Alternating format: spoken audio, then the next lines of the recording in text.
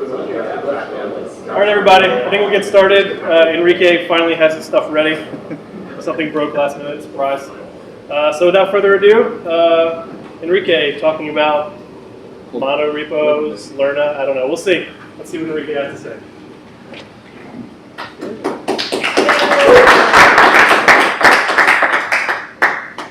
Hopefully it is.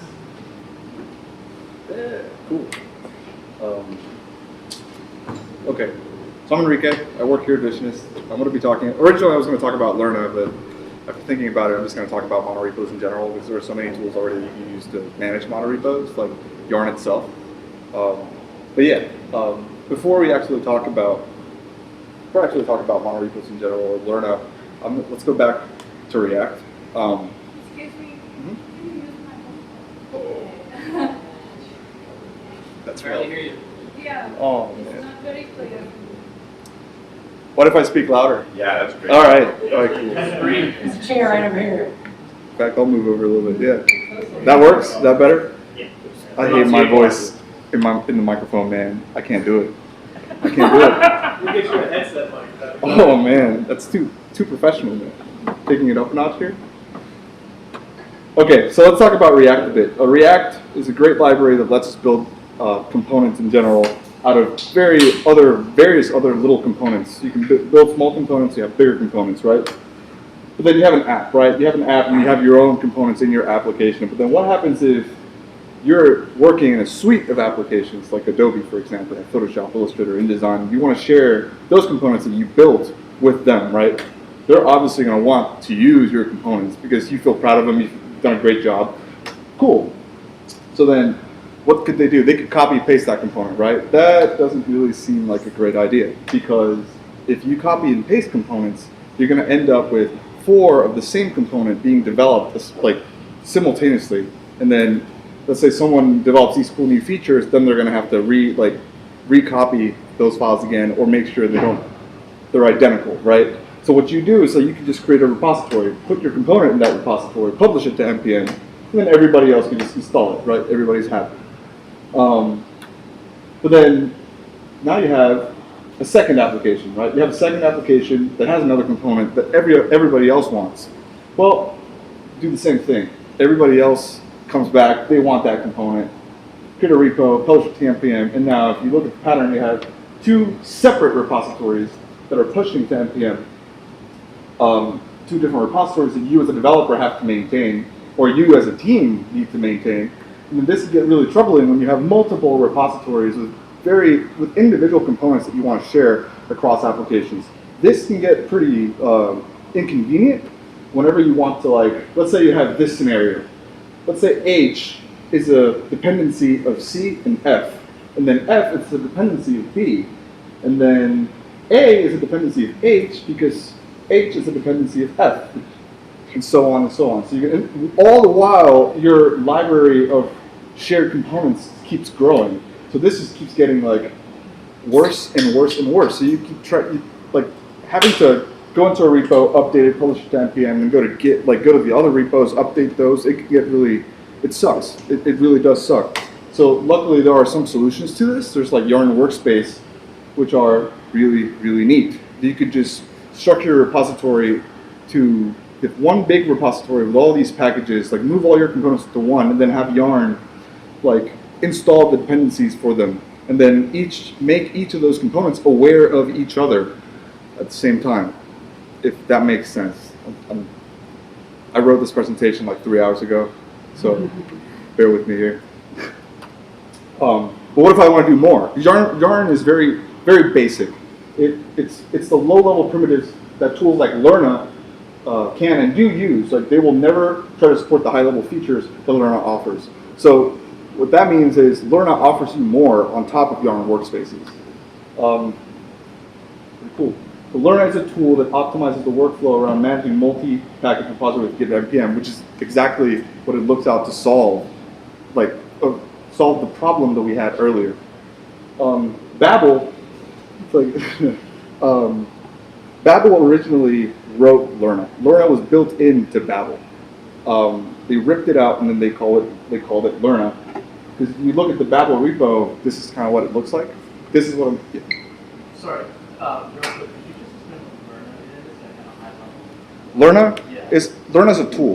It's like you install it as a node module, and then you could just use like yarn Lerna, and then like, does that make sense? It's a node module that you install, and then it gives you all these I don't know, like all these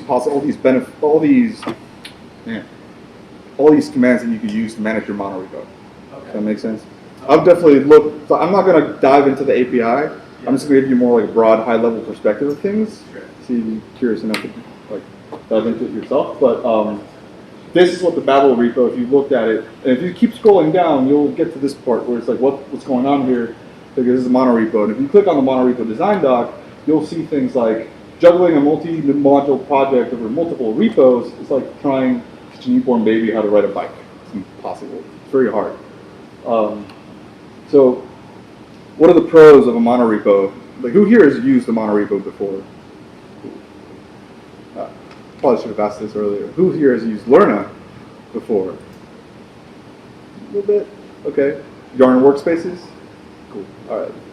All right. So, does anybody know what a monorepo is? Yeah? Okay. Do we like monorepos? Okay. Okay. I'm going to talk about some of the pros here.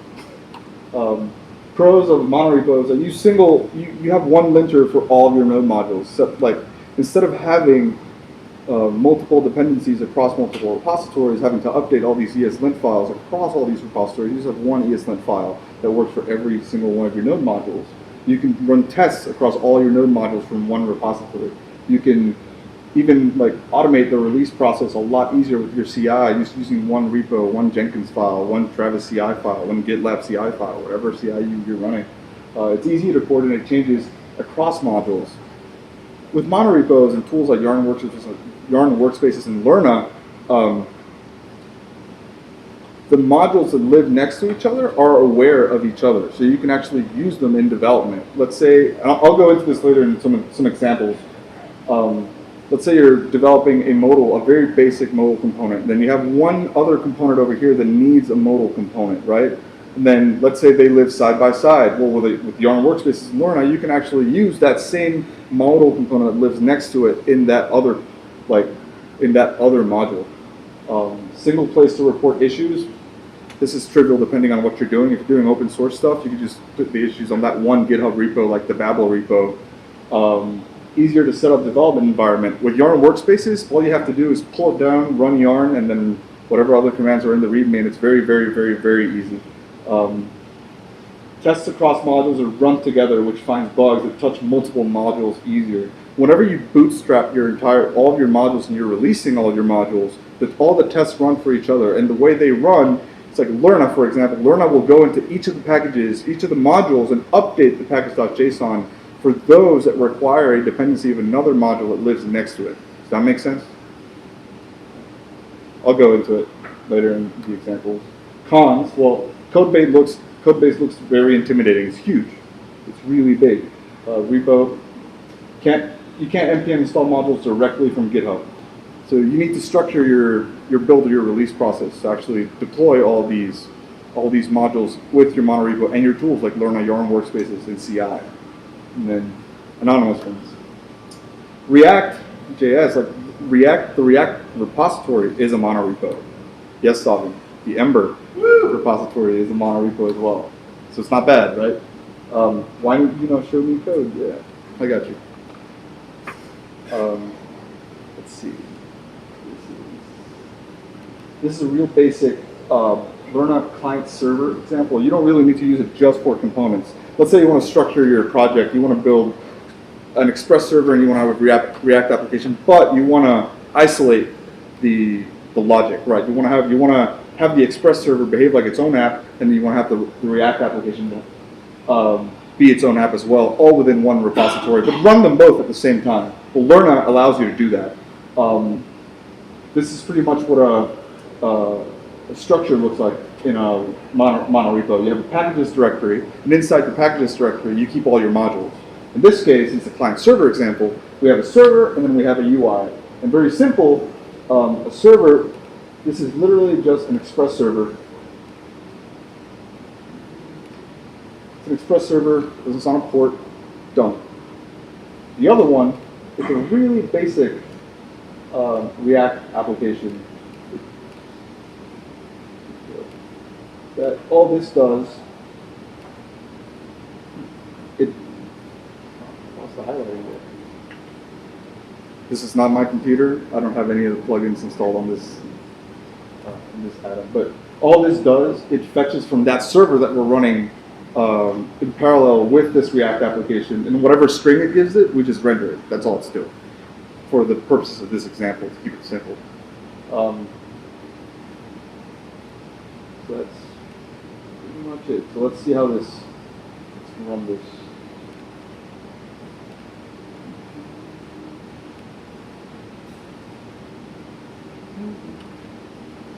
All right, so first thing we do is we run yarn.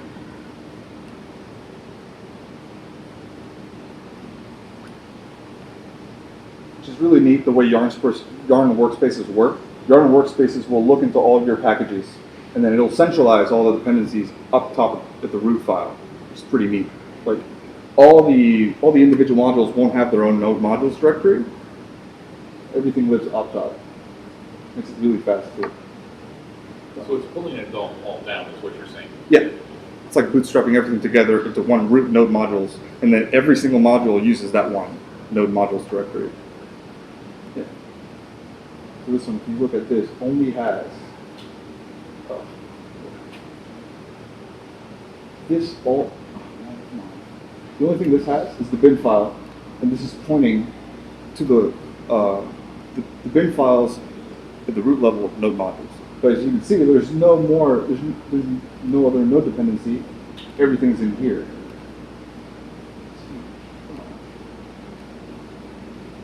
Okay. Same thing with this. These are the. I think it'll look for the dependencies it shares in common with all the other modules, and then the ones that aren't related or aren't shared across, then it'll just put them on the new modules directory for each module. I think that's how it works. Anyway, let's run this.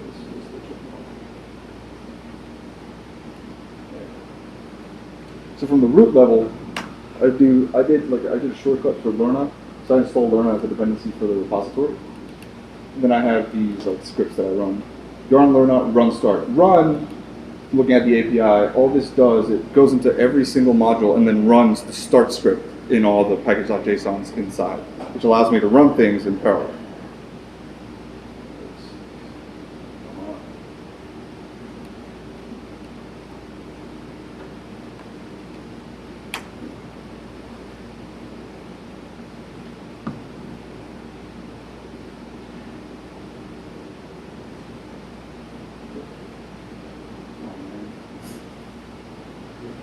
Okay.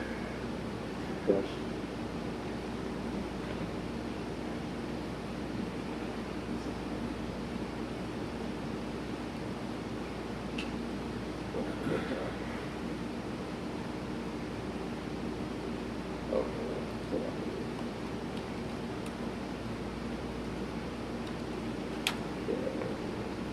That's better.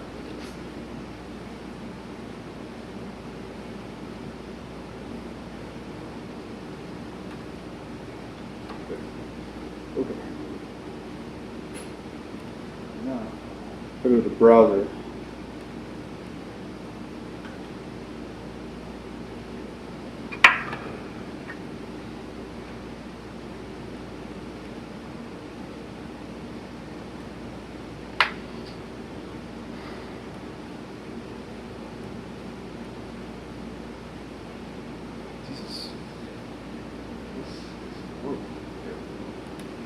all right, so our server is running on 3030, returns a string, hello from server, and if I go to my React app, it's on localhost 8080, it just renders the string that's getting from the server. That's all it does. But you're running both of them in parallel, pretty much. So in a way, like a monorepo is just a way to structure your application, but using the tools like that Yarn and Lerna provides you to run these things together. It makes life easier, pretty much. With React components, So is this just managing on your local machine, or is it like changing the way that you would check it in GitHub? Both. Both. Because you're checking it, you're committing to the monorepo, like your repository, which is structured as a monorepo. Yes. And then if you host your repository in GitHub, then you're checking in your code to GitHub. Right. Yes. So both. Okay. Make sense? Yes. Okay. So you're pulling just down, you're just pulling, using Yarn to pull down your dependencies. Your node dependencies, correct. And then Yarn is smart enough to go into all of these modules that you have inside the packages directory and go like, well, all these share these dependencies, so I'm going to move these up top to my root level node modules, and then this one's not shared across node modules. I'm just going to put it here in this node modules inside the package, inside packages, whatever module you're doing.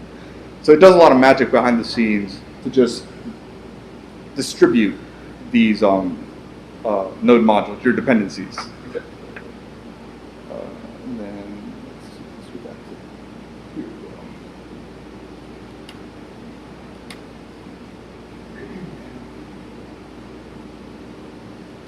Okay.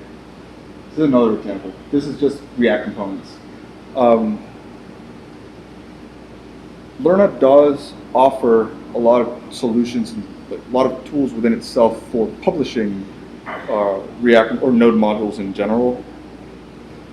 For that, because the way you would treat it, instead of, you can install from GitHub, you can do npm install GitHub if you have the library file in GitHub. You can install it and then just use it as is. The reason you can't do that with a monorepo is because of the way it's structured. With a monorepo, you need to establish a CI process or a release process to release your modules for you so that you can install from npm. With React components, you could have like a blue box component or a red box component, a green box, a brown box. You could have multiple of these. Instead of having these, technically whatever is inside your packages directory would be an individual repository.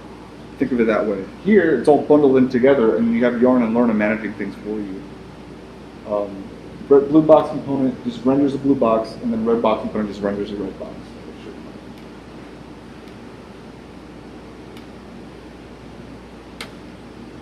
That's all they do. Render a div with a background. So it's the same thing. I could run both of these, and these are both running Webpack dev servers. But I could go this one out.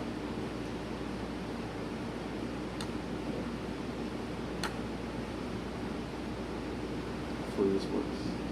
Oh my gosh.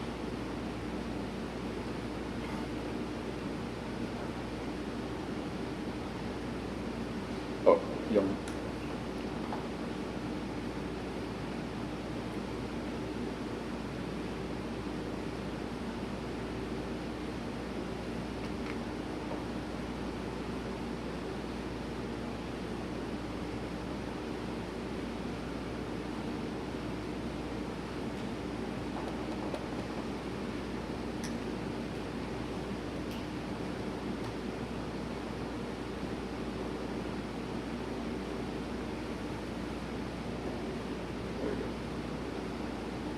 So here, I'm running the Webpack dev server, these two components. So if I had 5 components, I'm developing all of them together, I could just run yarn start here, and Learna will just wrap things up for me and spin them up, all of them in parallel together.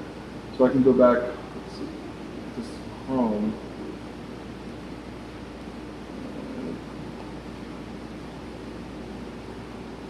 It's my red box component.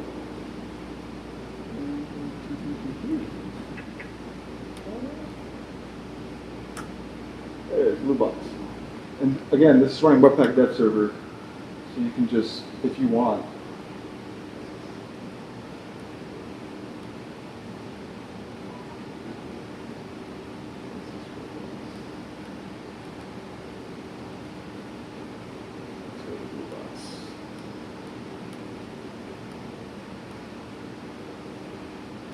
So you've got multiple node instances running, right? yeah, correct.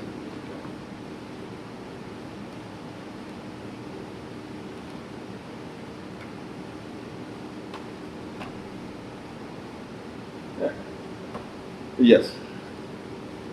You can develop all these components in tandem. You can publish them individually as different npm modules, and that's it.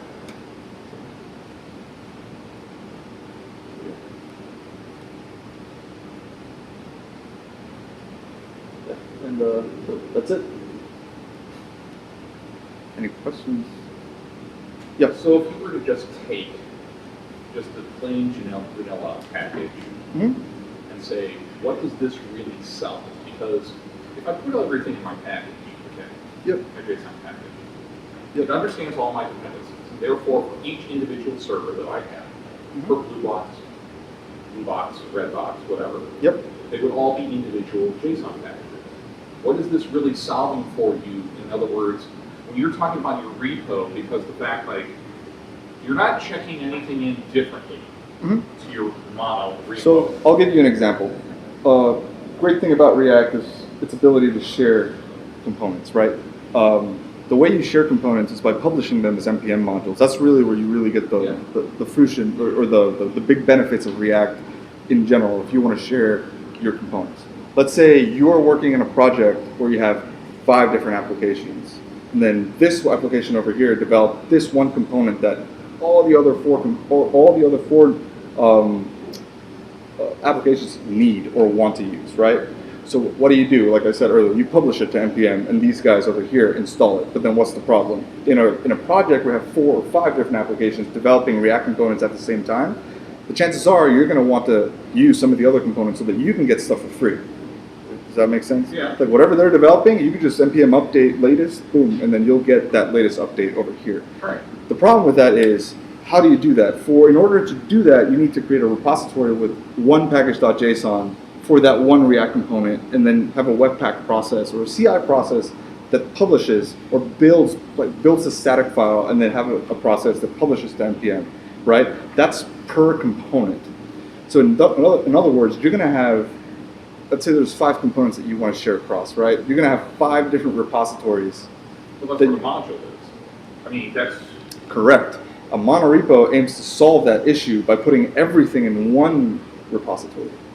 Having Yarn and Lorna the tools to manage that repo. Does that make sense?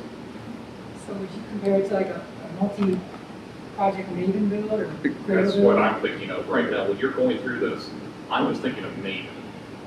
And everything in Maven is basically managing jars, and that's the package that you have in jar. And it's the same idea that you can take package of a jar, and you take then the idea of a module that you have in Node.js. Right. You're managing that.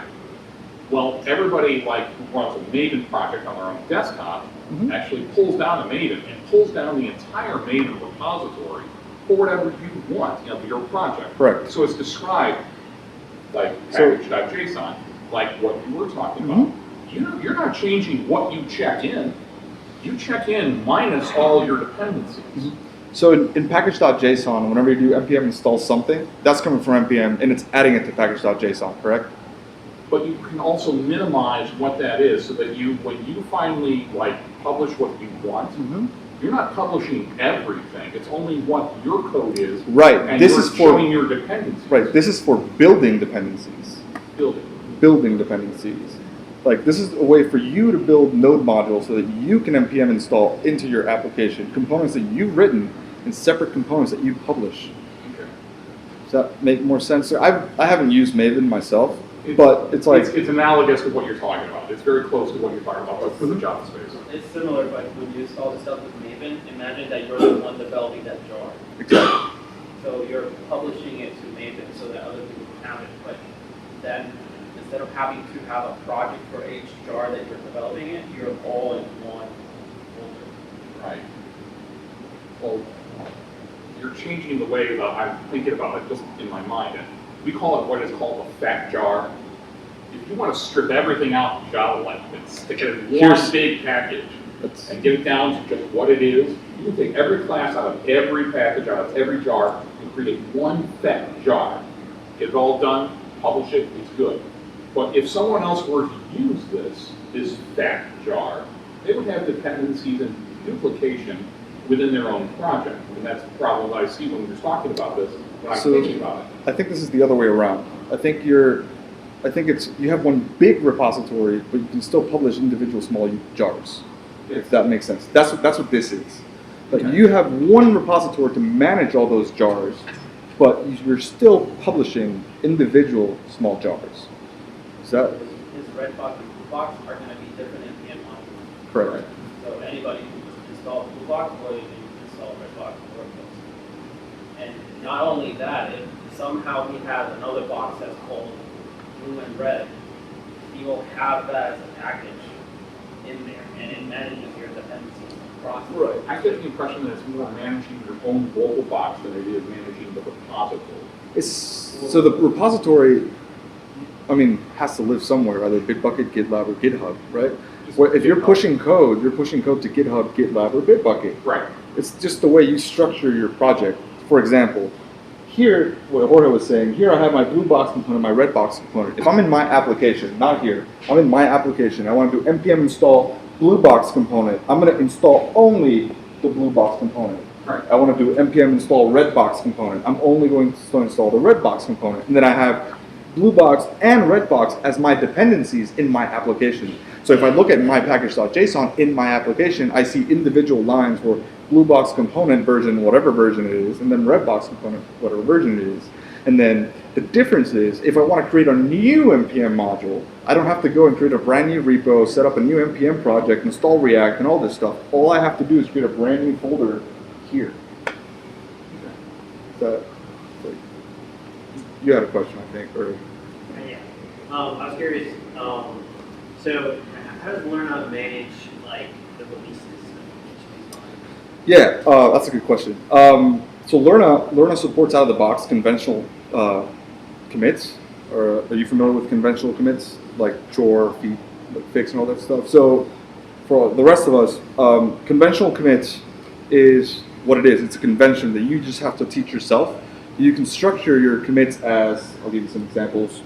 You can commit stuff as feature and then give it a name, or you can just do commit, or you can do shore, which is anything in your anything that you worked on. You can do a fix, you can do a refactor, and you can do a style. So beneath, like inside Lerna, as it supports it out of the box, it'll look at your commits up to the last commit of each module, and then it'll know what it has to release. Oh, for the blue box component, I just have to do a patch, and it'll automate that for you just because you learned this. Just because you learned this convention. There's two ways of releasing stuff with Lerna. Two ways. One is the independent way, which is it'll release modules as they are updated. Babel doesn't do that. Babel has a fixed. It's a locked. I think they call it a locked mode, which is all that does is like if one module changes. If one of these two changes, let's say blue box only changes, they'll release both under that same version number. If you don't want to do that, you could modify your Lerna JSON file over here. You can modify this file to say like, oh, you're going to use independent mode.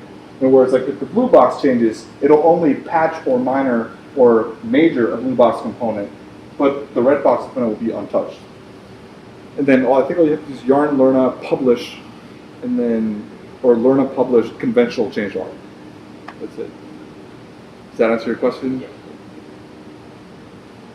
The only other thing I had is in the example with the blue and red box components. Mm-hmm. So what would you be sharing in that? Is that like your Webpack config or something like that? Like what use case would you be sharing between those guys?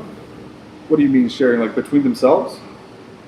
Yeah. So like what reuse is happening? Okay. Here's an example. Let's say I have a map component, right? And I have a modal component. Modal component, map component. But then I want to have a component that displays the map in a modal. So I'll just create a new one called map and modal component. And then I'll install the modal component that I have living next to it and the map component as well. So it's not so much like shared like development dependencies, right? It does share development dependencies. Dependencies that, you're talking about the package.json within blue box and red box component? Yeah, I'm talking about like mainly like configuration between those. Like you said, the speed of not having to create. I got you. Yeah, so we used to have that, right? We used to have like a shared Webpack config file. Yeah, so Lerna is very powerful, so you can do it in very different ways. Yeah. We used to share a large Webpack config, and then we switched to each of them having individual ones.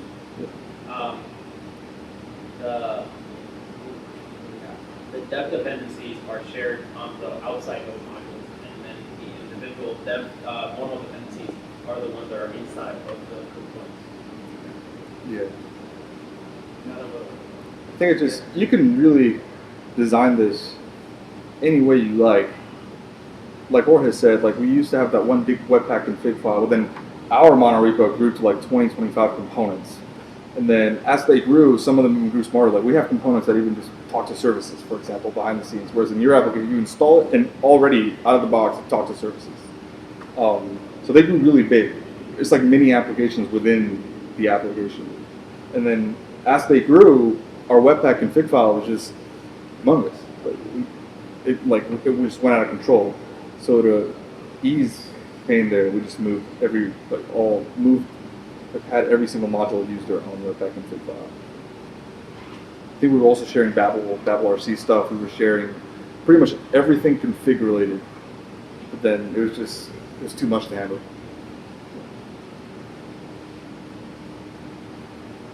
Any questions?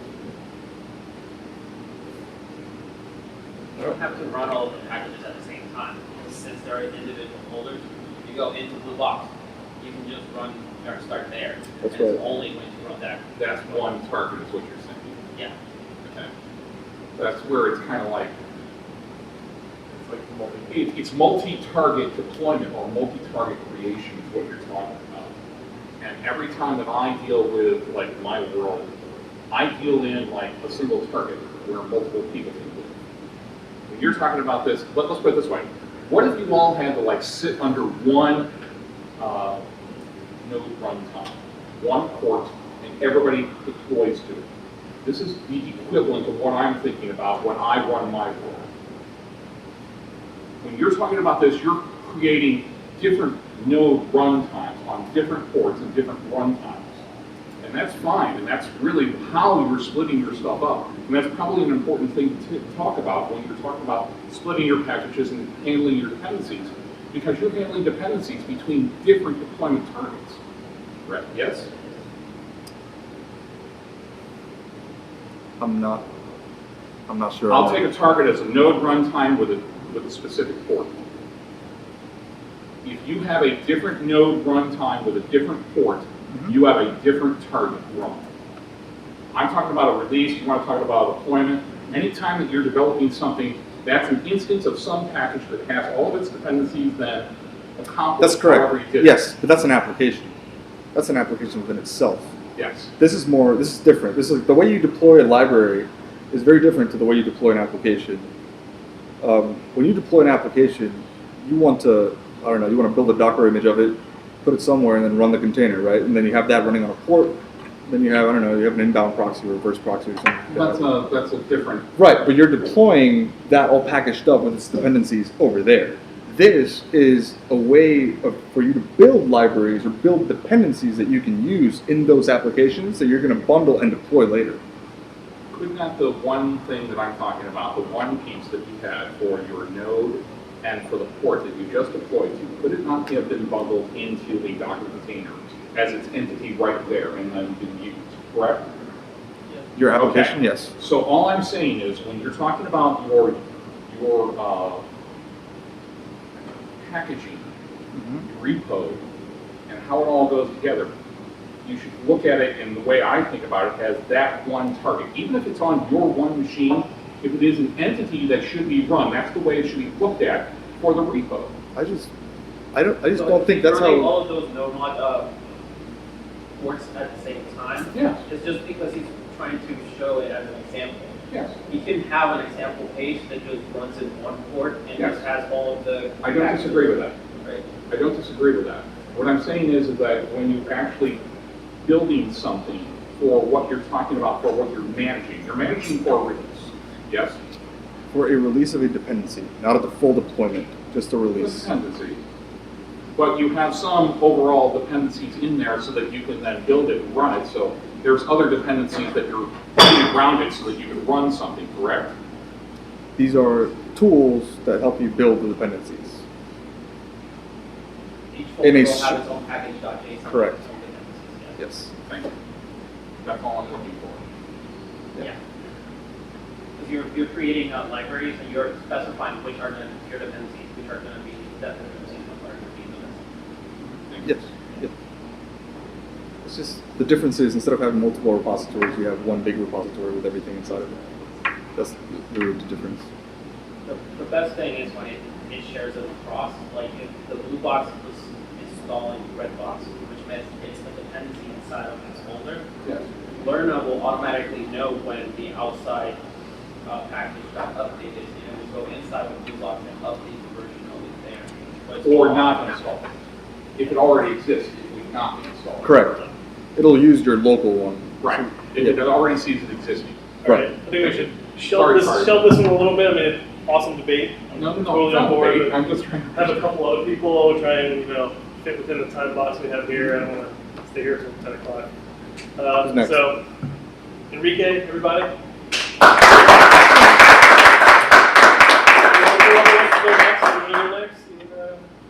Take like a 2-minute break. That was a little bit longer than normal. Yeah. Bathroom drink, everybody. 2 minutes. 2 minutes. There we go. A couple people stood up. All right, everybody. So far, except for the one talk over the summer, I don't know how many came to that one. Was Carolyn's talk. I was on vacation then. I didn't see it. But so far, it's been mostly, well, completely Visionist people who've been presenting, which, I mean, we're the ones that host the group. I kind of forced them to do it. They were a choice. But we would very much like other people to start giving talks and sharing some of their knowledge. What type of talks do you want? Anything. React adjacent. As long as it's React-ish, sort of. I mean, his was about Lorna and Monorepos. So we're pretty flexible. I don't want to go off the rails completely. Let's try to stick to React adjacent things. It's pretty flexible. So right now we have our second official non-Visionist, non-company presenter. So Stephen, take it away.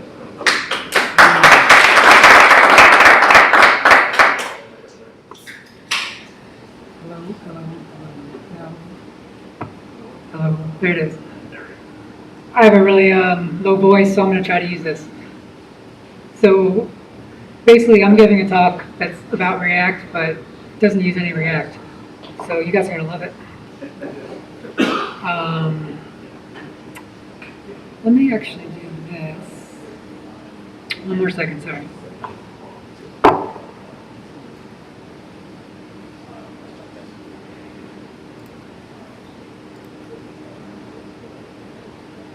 Oops.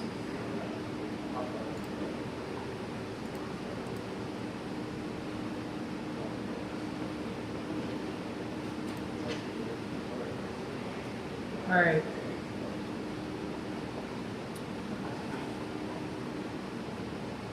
So basically, I'm a Java developer and a web developer, and I kind of stumbled into React, and I'm going to tell you about a little app I built and how I built it.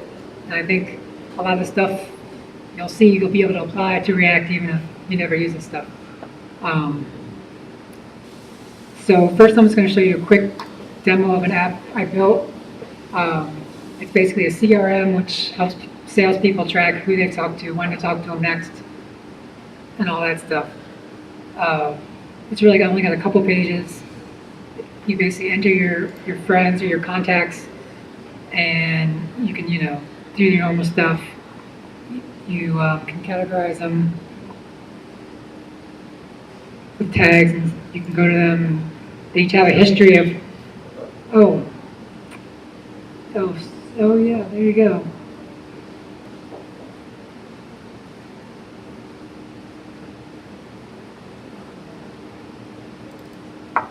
Sorry about that.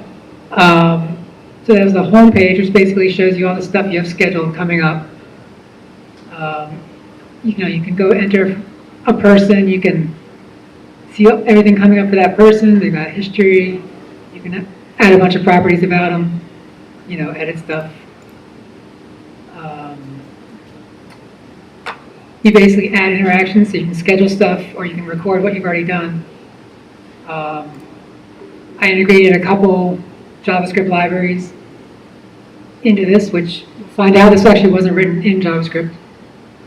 So that's a calendar picker. I kind of redid one for a day picker. And,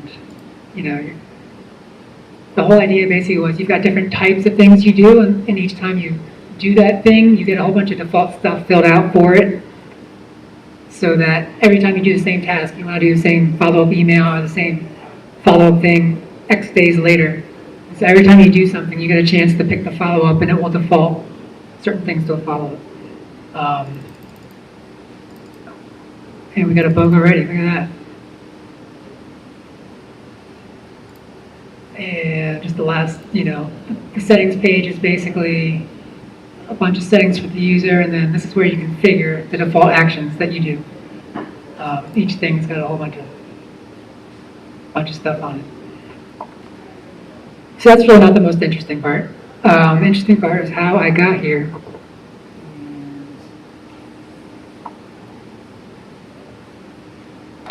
If I get my mouse back. There it is.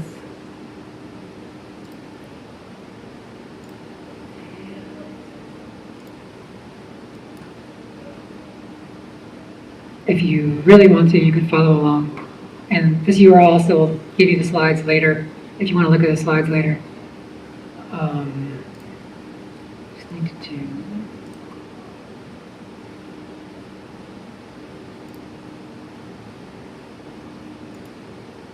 All right. So, like I said, how did I get to React? I'm a Java developer. I work at a company in Colombia. We do records management for police. So we built this huge, crazy Java database web app which stores a lot of tables of data for the police. I like to keep up with technology, and I like to look around and find things. So every once in a while, I'll look outside and I'll see, a couple years ago, I was like, oh, look, Angular 1, it's great. I bought some books, read up, did a little project at work, and I'm like, this thing's terrible. Like, two-way binding was cool, but getting something on the screen was way too much work. I should say managing the thing. And it was such a tiny app, so I came back to my Java and jQuery. Nowadays, every time I look at the JavaScript world, I'm like, hey, that looks cool, but then I'm like, holy cow. How can I ever pick up all this stuff? It's impossible, right? The JavaScript fatigue you read about in all the blogs. So yeah, I kind of crawl back into my little world and stay there. So a few years ago, I started thinking, oh look, this functional programming thing's coming around, right? So I'm like, how can I learn that? So I went and picked a language that was on the JVM called Clojure. It's a purely functional language, which, was great to force you to do it. So I learned a lot doing that. I did a lot of server-side stuff, server-side rendering, web apps, for family websites and businesses and stuff. And then just from doing all that, I ended up doing Clojurescript. So like I said, Clojure compiles to Java, JVM, and Clojurescript compiles to JavaScript.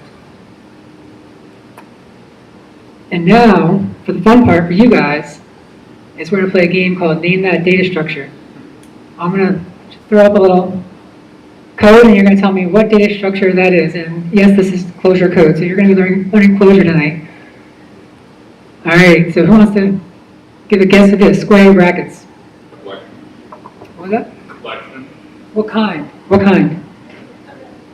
That's right, it's an array.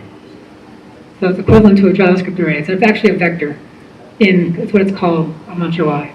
I think there's a background for that in data structures. What about curly braces?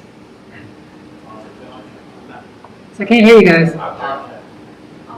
Object, yes, it's actually a map, but it's equivalent to an object in JavaScript. So you guys think in objects, I guess, right? And so as you can see, I kind of put the commas in there. Commas are totally optional, but they do help with maps to differentiate what's a key and what's a value. All right, here we have the same thing, but with a pound in front. Anyone? Data structures. That's a good guess. It's actually a set. So, it has unique values in it. And the last one with just regular parens. No commas. Just for fun. It's kind of a trick one here. Expression. Well, they're all expressions in a way, but it's actually going to be the hardest because it's a list. Yes, we already had an array. This is a list, like a linked list, meaning forward only. And one other big special thing about Clojure is that all the data structures are immutable, which means you can't change them. Maybe I'll talk more about that later if I have time. Clojure is also a Lisp. Did anyone learn Lisp? Probably in college. Yeah, that was fun, right? No, that was terrible. I remember being down in Maryland typing on the Lisp, like, into the command prompt, and you had to keep track of your parentheses, and you had no idea which one was which. It was terrible. But let's see, what happens when you evaluate that last list we saw in Clojurescript? I'll give you another one. Anyone know? So if you actually evaluate this, you get that. Why? Because when you evaluate a list in a Lisp, it assumes your first element is a function. And it's going to try to call that function using the rest of the parameters as the arguments. Here's a couple more examples of using a function called inc. To increment 1, you get back 2. Here's a function called plus. Yes, that's a function. It's not part of the language. It adds 3 numbers, 6. And then we have another special function that is built into the language called def, which will assign a value to a variable name. So you can use it later in your program. All right, the other big thing about Clojure is it's functional. Like I said, it's purely functional. If you actually want to change state, you actually have to do special stuff, which I'll show you in a second. And you need all this stuff for later. It's not too much. So here we have a special thing called fn, which is a function which will create an anonymous function. And this function will take 2 arguments, a and b, and then a function returns the last expression in the parens. So you get a plus b return. The next line is just some sugar syntax. It's the exact same thing as the thing in front of it. And then the other thing you need to know is defn, which amazingly is a combination of define, which we saw before, and function. So it defines a function. And so I could say define add that way. And later I can call add. All right, congratulations. Congratulations, I should say. You just mastered Clojure. That's all the syntax there is, which is not true, but it's mostly true. Just real quick, if you're a language geek, it actually only has about 8 to 10 things built into the language, and then every other function is a function you could have written. And they just, they provide them for you, a lot of them, but it's all based on a couple things. Because the point is the language is incredibly extensible because it's a Lisp. Other things I like about it are that when you use equals on the 2 objects or 2 collections, it actually knows they're equal, like the values are equal. Not the objects are the same. The values are equal. And it's incredibly cheap to do that, which will help us with React.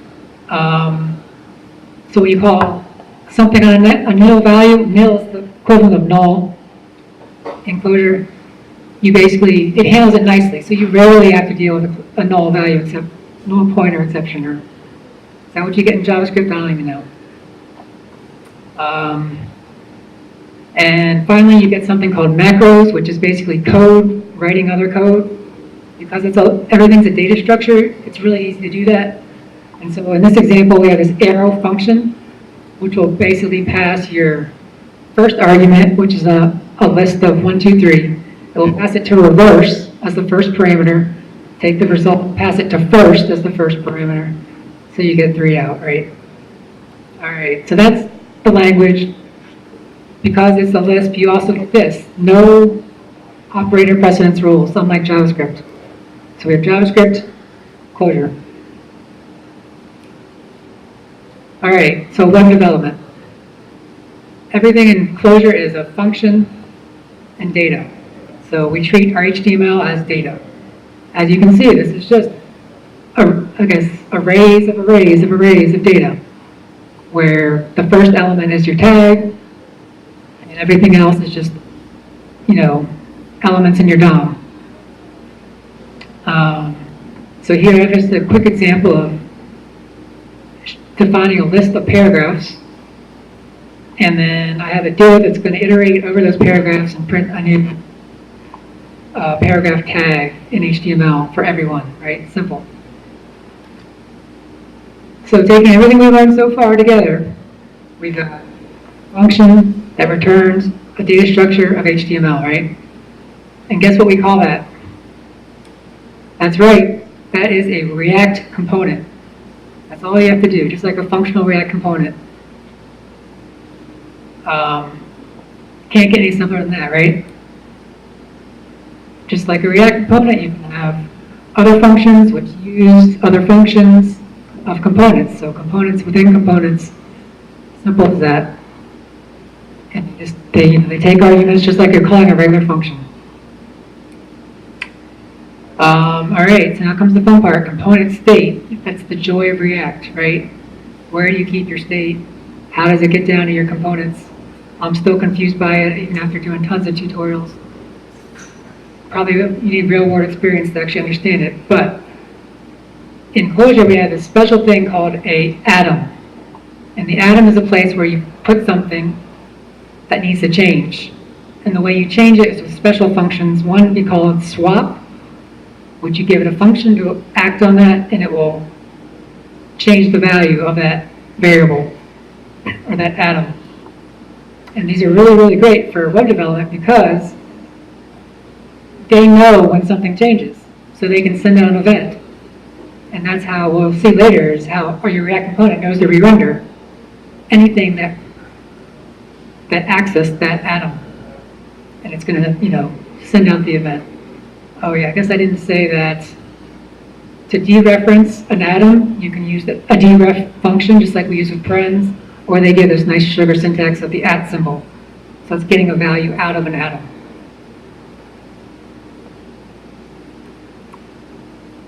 This one's just more complicated just to show you that you can get down to the React base events.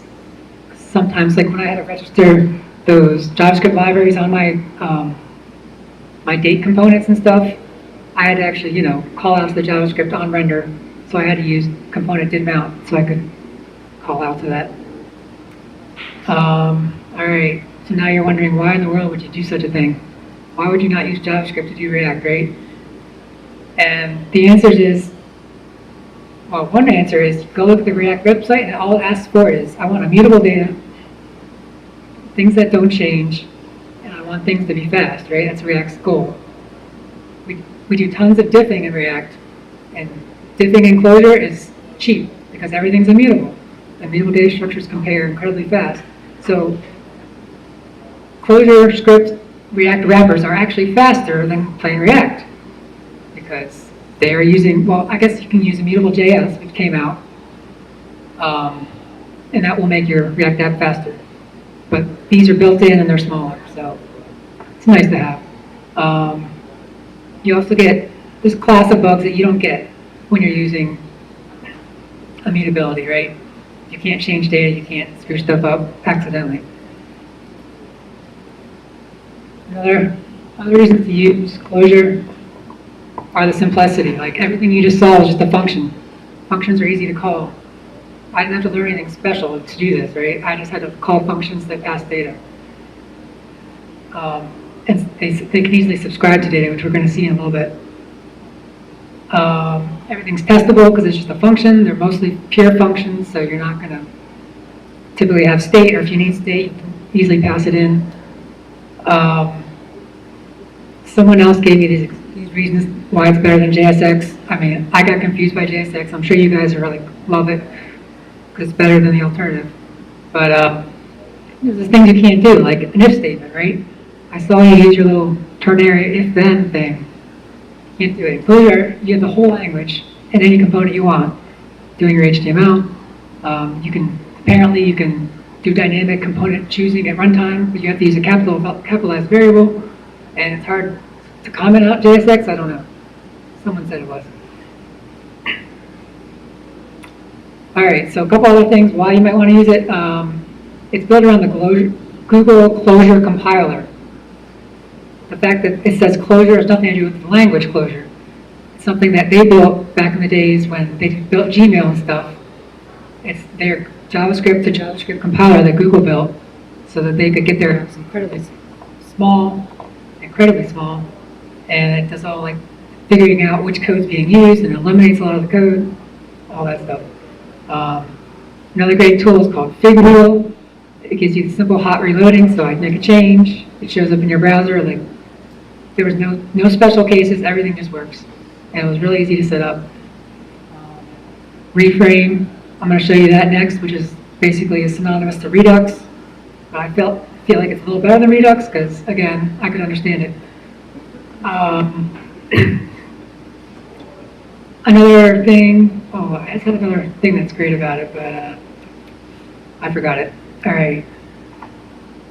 So the final thing I said, like Reframe, which is the framework I used to build my web app, it's really similar to Redux in that it has a single source of truth. They call it the database. State is read-only. So they got these things called subscriptions, which pull data out of your single database, and plus immutability. And changes are made with pure functions using event handlers, which are synonymous to like a reducer, right? And just like probably Redux, I'm guessing you've got a component which sends an event. Events are actually passed in lists of data. The first key is just the name of the event. By the way, those little, what is this called? Colons in front of the word makes it a keyword, which you basically use typically for key value lookups. It's a little bit faster than a string, and it makes it much more readable because you know it's a key instead of just plain old strings or constants. I think I saw a lot of React code using. But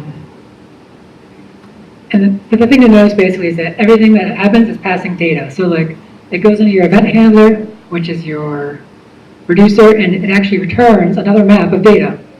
And that map of data is what tells it to do next. It'll then alter your database, and then it will alter, it can send other, they call them effects, like making an AJAX request. Could be something that your event handler does. It tells the framework to make that request. It doesn't actually do it. So again, some more code.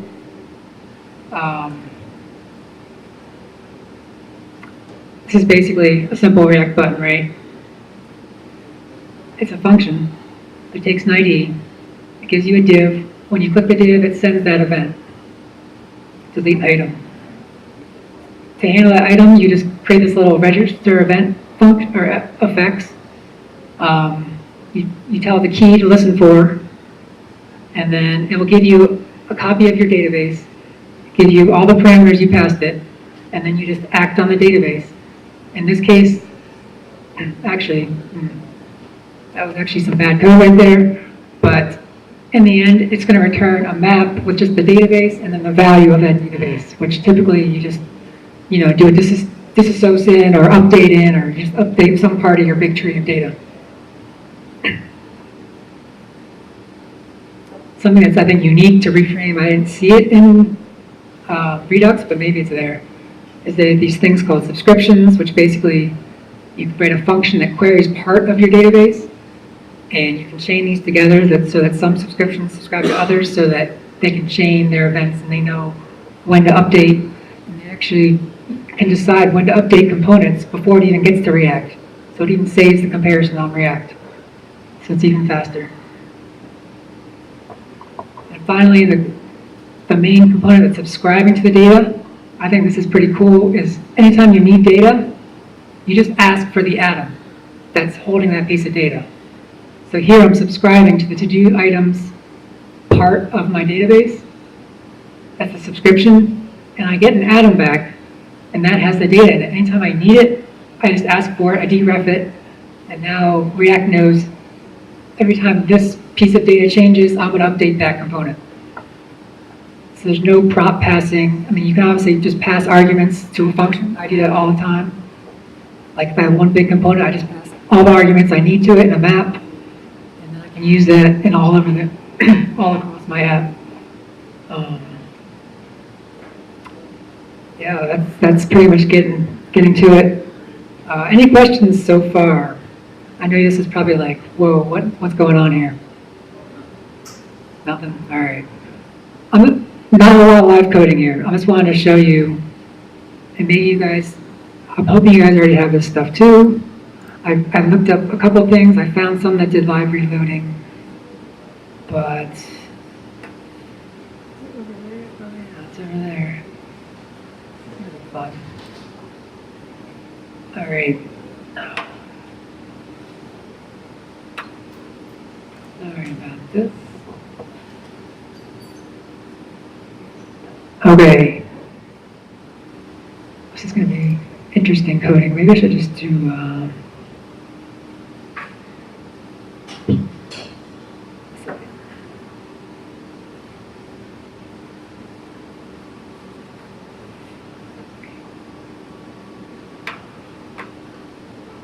Okay.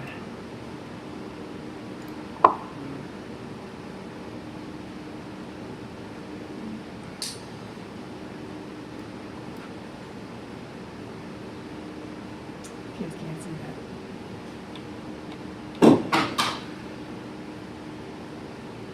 I don't want to do much, but basically the point here is I can change stuff over here, obviously. Save it. And this thing called Big Wheel, which is a process running in the browser, and the code's actually going to connect to the browser, inject all my stuff over there. I'm going to refresh it so it's up to date. All right. Let's try it again.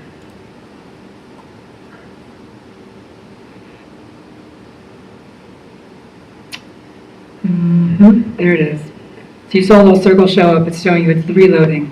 It reloaded. See if it's faster the second time. This is really great because it keeps all your state. I've never had a problem where I've lost state. I can just be in the middle of my programming. I never lose my flow. And then it also comes with a tool which you can't really see, but it's just like React Dev Tools, but it's built in. It's actually like not a browser plugin, but this is kind of re-rendered in my app during development. And it just shows you every piece of state possible. Like, this is my tree of state. It's got 2 keys in it. And I can change the state just by clicking on a button. I can switch pages, which changes the state as well.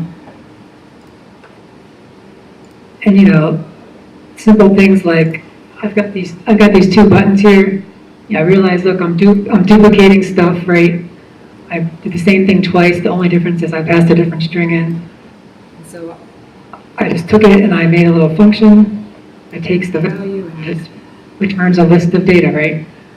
And so as simple as that, I abstracted a component to another component. Did I save it? My hotwire loading is not working right now, as is typical of a demo, but there it is. It worked.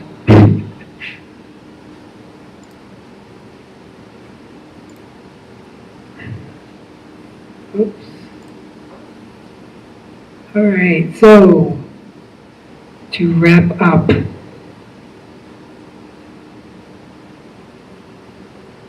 basically I want to show you that, you can see some different tools that are out there. You can learn a different perspective. I definitely recommend just trying Clojure, trying to solve problems with it. It changes how you work. I work in Java, but it helped me do Java better. And I think it would do the same, especially in JavaScript, because you can actually do functional programming in JavaScript. I can't do that in Java very easily. There's a whole bunch of resources if you want to grab that URL again. I can give it to you, and I recommend the guy who wrote Clojure has some great talks online. Look up Rich Hickey talks, and they're applicable not just to Clojure. So that's all I got. Thanks a lot.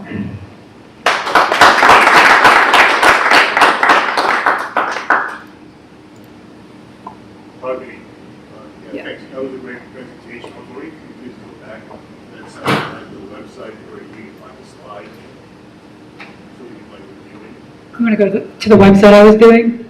Yeah, I guess you have some control stuff on the website that had these slides. Oh, I'll tell you, we'll talk and I'll get your slides, I'll get the links and put them on the Meetup page and send them out to everybody. Thank you. Same with all the other content, usually we post that on there's a GitHub page, React Meetup, try to get the content there eventually.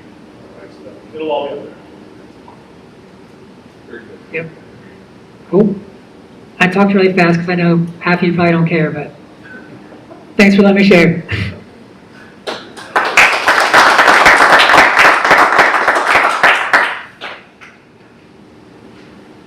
Anybody need a break or just keep on rolling? Good, good.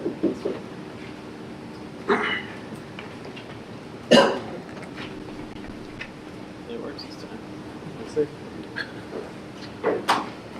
And this is Greg. Hello.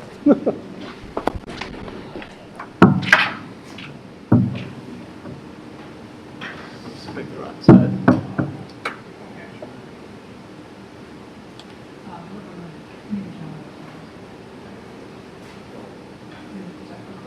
Works a lot better than my laptop.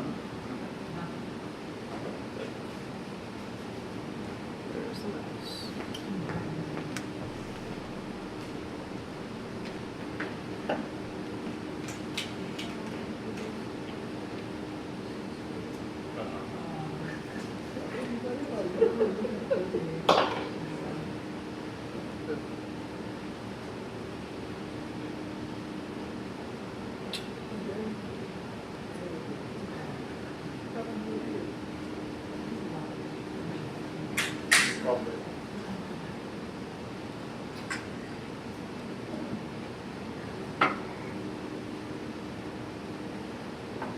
Very large. I will not use the mirror display. Okay.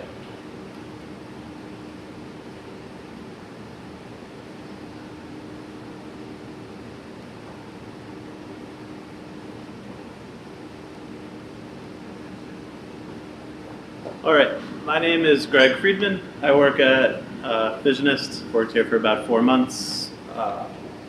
I am here to talk about GraphQL and Apollo and its sort of integration into React, just so I can get an idea who has used GraphQL before, or even knows what it is for that matter. Cool, that's a good portion of people, so I don't have to go through too much about the very obvious things. But for those of you who do not know what GraphQL is, it is a query language. You can think of it as similar to, or not similar to, but it is like SQL, but in a different form. So you can write a query and retrieve data from your database in some way. So what GraphQL is going to do is become a mapping between what we ask of the database, and it will fetch the data from the database and then return it in the format that we want it to be in. So the philosophy of GraphQL is to always describe your data. So we're going to separate all of our data into data types. So this project, for example, is going to include a name, a tagline, and an array of contributors, as you can see. This user here would be another type that was defined in GraphQL in our schema. And then string and you'll see int later are built into GraphQL. So then once we have our schema set, we can define a query that's going to, in this case, search for a project with the name GraphQL and give us the tagline for it. And then at the far right, you'll see that is the JSON structure we get back.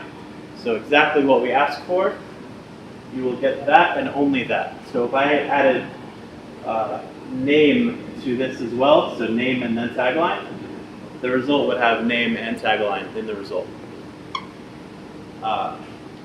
So that obviously has its advantages in comparison to maybe a RESTful API where you can fetch the project GraphQL, but you're also going to get back all of the information about that about that project, regardless if you need it or not.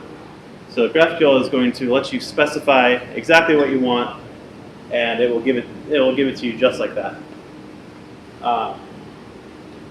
So it is single endpoint oriented. So instead of having a different endpoint for every little different thing that you're trying to get from your database, you have the single one where you can define these queries like that.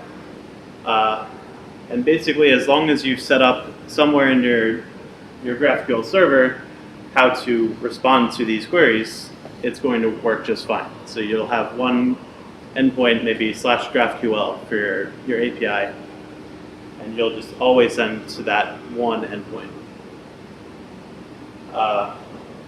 One of the nice things about GraphQL is that it is self-documenting code. When you go back and look at what this is doing, it's pretty obvious that it's going to get that project and the tagline from that project. Whereas with maybe a RESTful API, it might have this ridiculously long name, and you have to go find what that function does. And basically, it solves that issue. You can look at your code and know what data you're going to be working with right from the code. So as I mentioned before, we are going to have part of the GraphQL server is going to be a schema. The schema is going to define basically all the types and how our data is formed, or how we're going to be retrieving it from the database. Queries and mutations are basically the way that we're going to either fetch or manipulate the data. So a mutation is going to alter some form of data, whether that's adding, deleting, updating, and then query is just going to be a simple fetch.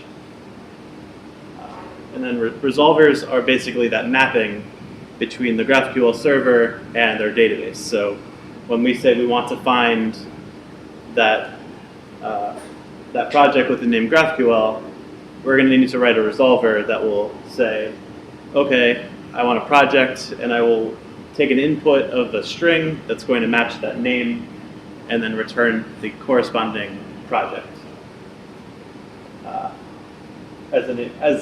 My demo example, I made a collection of books that have authors and titles, and you'll see later on with that.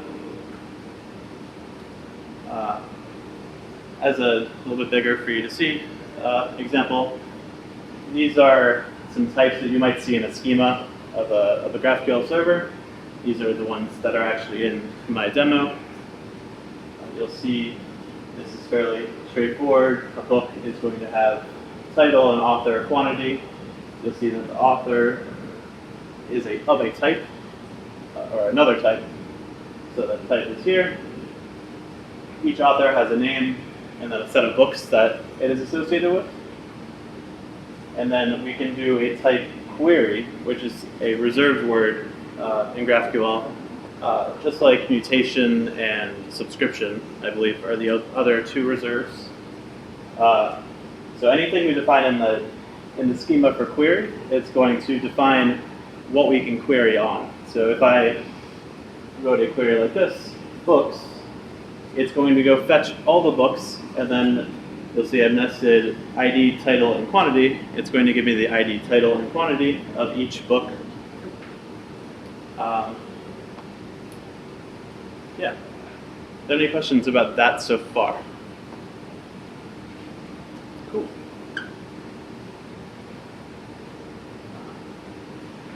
So I already mentioned that it will be our single endpoint for the API. And I mentioned almost all of this stuff, but the third bullet point is the important part as far as really what is GraphQL server and how do I do it. So this can really apply to any sort of server backend that you're,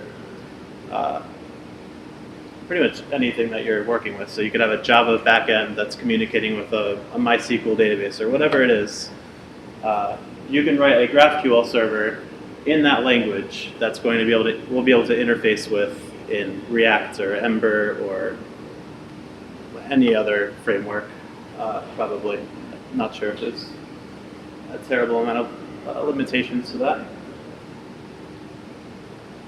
So I mentioned at the beginning that I'm going to talk about Apollo a little bit. Apollo is essentially just a GraphQL client that we're going to use to integrate with our JavaScript application. It's essentially composed of a higher order component that's going to maintain the connection with our endpoint.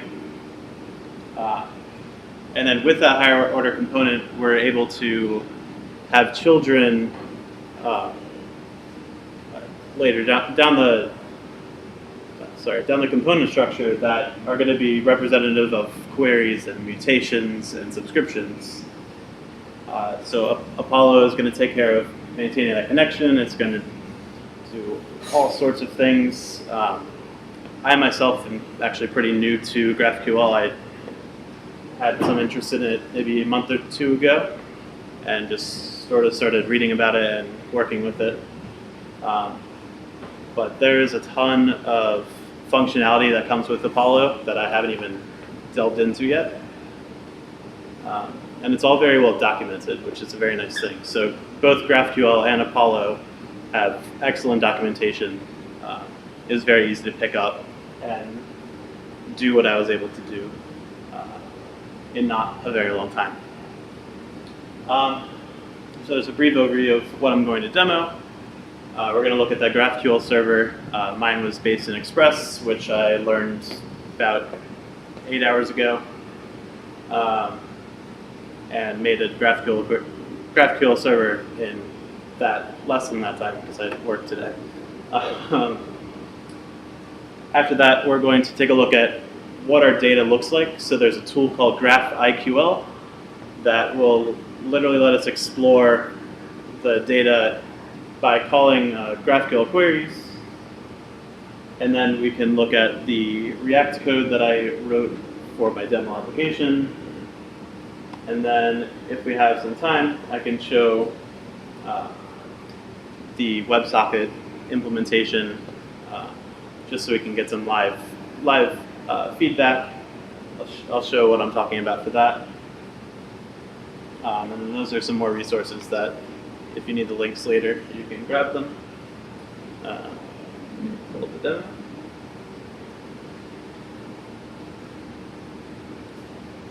This mouse does not work very well.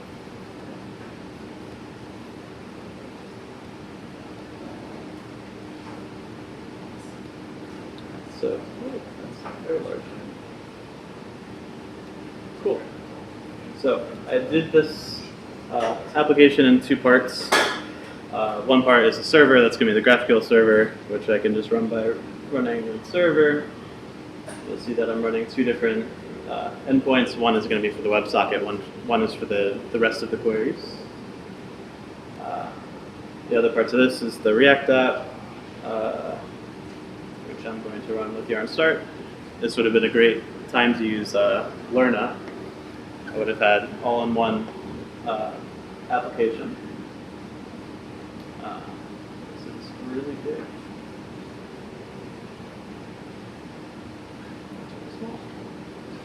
All right, so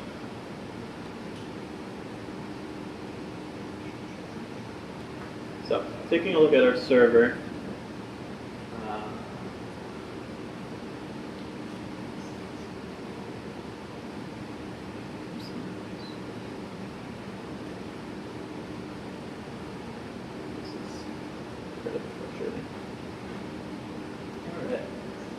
So, you'll see that I have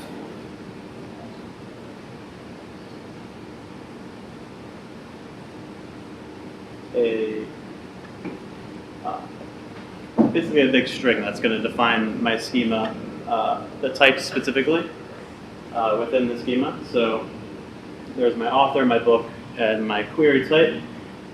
And then to add more, we have our mutation and our subscription. For the mutation, since I didn't mention it before, they're essentially just going to be functions. So I have a book or a function called add book quantity. It's going to take in an integer parameter. It's going to take in an ID as a parameter to tell me what book ID to update or to increase, and for remove book quantity, we're going to decrement it down by 1. And I'm going to gloss over the subscription because I don't actually fully understand how it works. So I made it work, but I don't understand how it works, so I'm not going to pretend like I do. This is just some of the test data that I started with. So we just have an array of books. As you see, they match up mostly with the type defs, but you'll see that I have an author ID rather than the author object itself. That's just going to be referring to our set of authors down here. And then our resolver will take care of putting that together, mapping them when we go to query for books or authors or whatever we need.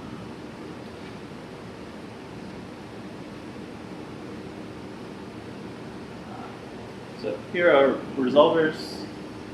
So this query object is going to tell me that I can query for books, and it's just going to give me back that array of books. Authors is going to give me that array of authors. I'm defining my mutations, so we'll see that when we add a book quantity, we're going to keep in mind that this is a very inefficient database to store everything in a big array. Wouldn't recommend doing that in any live system. But you'll see that we're searching the array for the ID that you're trying to find. If it finds it, it's going to bump the quantity up by 1. The pub sub publish, that is part of the WebSocket work that I was talking about before.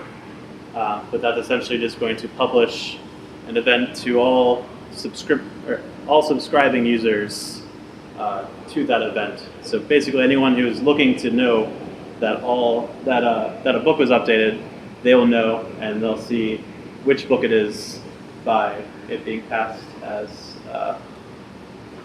the return value. Same thing goes for the remove book quantity, except we're decreasing the amount by 1. Again, I'm going to gloss over the subscription because I don't fully understand how it works, though it is cool. And then I'm not actually using those author and book objects, so I'll just ignore them. So that var schema equals make executable schema is just essentially putting together those different parts of the schema that I had above. The type defs are going to be all my types. Resolvers are going to be resolvers, obviously. Here's where I create the Express server. I'm creating two endpoints. One is going to be /API /GQL for GraphQL. That's going to be our main endpoint that we're hitting basically whenever we're doing a query besides a WebSocket. The other one is the WebSocket one. And then, yeah, that's a server in a nutshell. It's not very long, but it's also, as you can see, it's a pretty basic server. Any questions about the server? How that might work?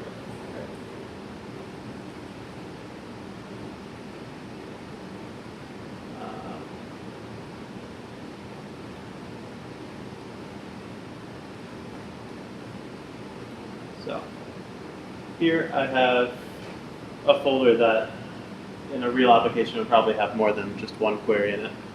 But here's an example of that books query that I'm doing. So I'm going to fetch the array of books, and in each of those I want the ID, the title, quantity, and then from the author I just need the ID and the name. So I could add whatever else I wanted there, or if I don't need anything I can just keep it out and keep the request and the response to a minimum because it's wasteful if you aren't doing that.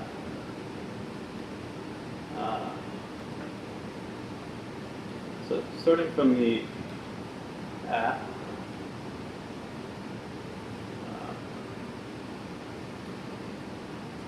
so from our app component, we're going to see that Apollo provider, that is that higher order component that I was talking about. That's going to help us maintain the connection to our GraphQL server. We pass it a client, which is made up of essentially two different parts. One part being the regular endpoint that I mentioned, the /API/GQL. The other part being the WebSocket endpoint. This split function is just going to allow us to use each endpoint when it needs to be used. So essentially, this part of this function is going to tell us to use the WebSocket if we're doing a subscription operation, which is the only type that we're going to want to use the WebSocket for.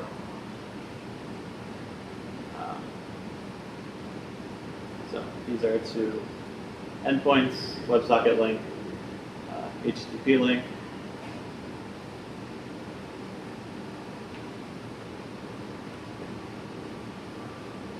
That's pretty much all that's really terribly interesting about how this really works. Okay, so we're gonna display the books as you saw from my app.js. We're displaying books, so that is defined here.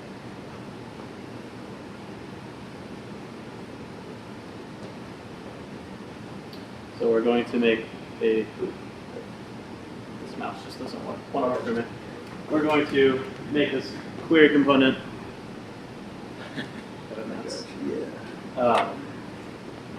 Query component, we're going to pass it the query that I showed you before, that string that was stored in the queries index file. And then a very common pattern in Apollo is the render children. What's that pattern called? Anyone help? Function children. Anyone know that pattern? Function as or child as a function. Function as child. Child as a function. Anyway, so essentially the child of this query is going to be a function that we see here. So basically it's going to take the response of the query, make sure that if it's loading, we're going to show some sort of loading message as in place of the component. If it errors out, print out the error. Otherwise, we're going to print out our book table and pass in the list of books that we asked for. And then this books table is just a very typical table that takes some rows. The little interesting part is that we have some nested mutations here. These are going to be the little buttons for like a plus and a minus to add quantity to each book. The add book mutation obviously is going to add. Remove book mutation is going to delete.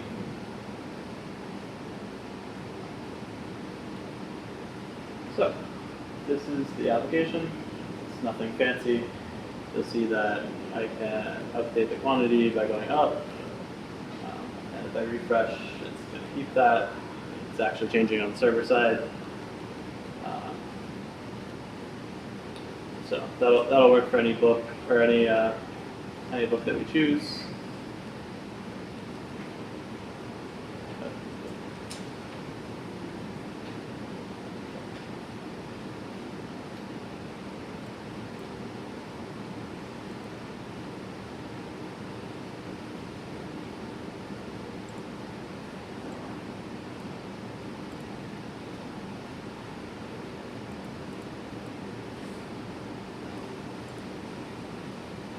The unfortunate thing is that you'll see that if I update on the right side, it's not going to update on the left side in a different window unless I reload the page. So that's going to be a bonus of getting this WebSocket to work. So if I pull up the code, switch out my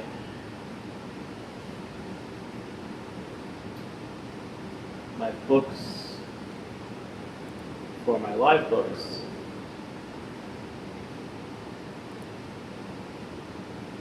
save, pull this back up, you'll see this little hot reload.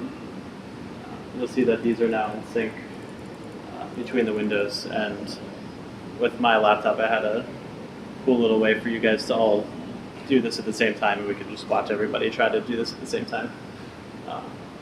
Obviously not a very functional,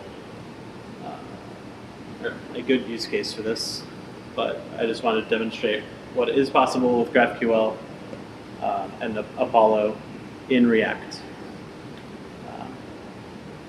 Are there any questions? You have this code online. Yes, it's on GitHub. Yep. Have you worked with any like cache redirecting? Cache redirecting. I actually do not know what that is. Could you explain it a little bit? So Maybe I have. by setting up like caching with Apollo, like you can create like that store of like your data that you want to store in the cache. During those new requests though, you can have like let's say you were sharing like a listing component of some data, like books for example. Yep. Let's say you've already requested like some of the data for one of those books. You can have in the next request when you try to show like the book detail page to kind of reference data within the cache with some of the additional data, and then re-upload after a new request like the remaining data that doesn't have. I did come across something related to that when I was working to try to get my mutations to work. It wasn't updating my component when I would update on the server. So it turns out that when you do the mutation,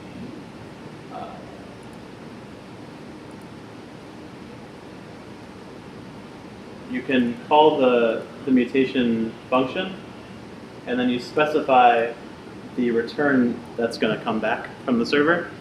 And as long as you send back the ID and whatever changed, it's going to update the cache that is managed for you. So here. So when we defined our Apollo client, we're going to set a cache that's obviously pluggable.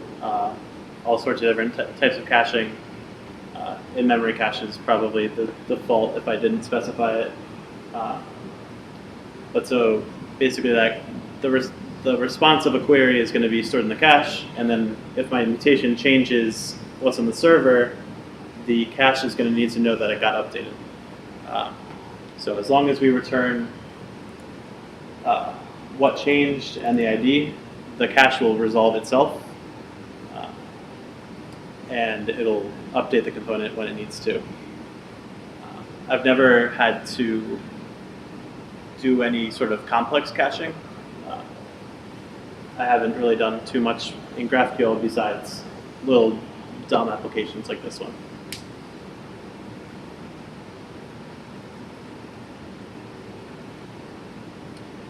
Anyone else? Cool.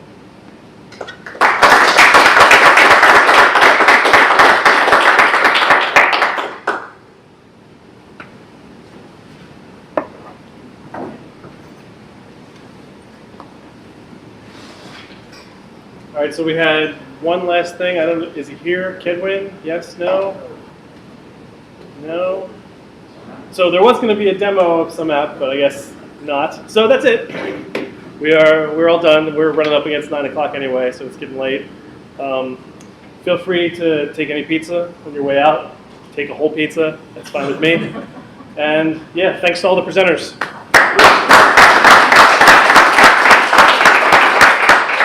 I'm hoping to have another one of these in December. I haven't picked a date yet. I know December is a tough month, but I'm trying to get them out quarterly. So if you have any opinions, please let me know. Thanks.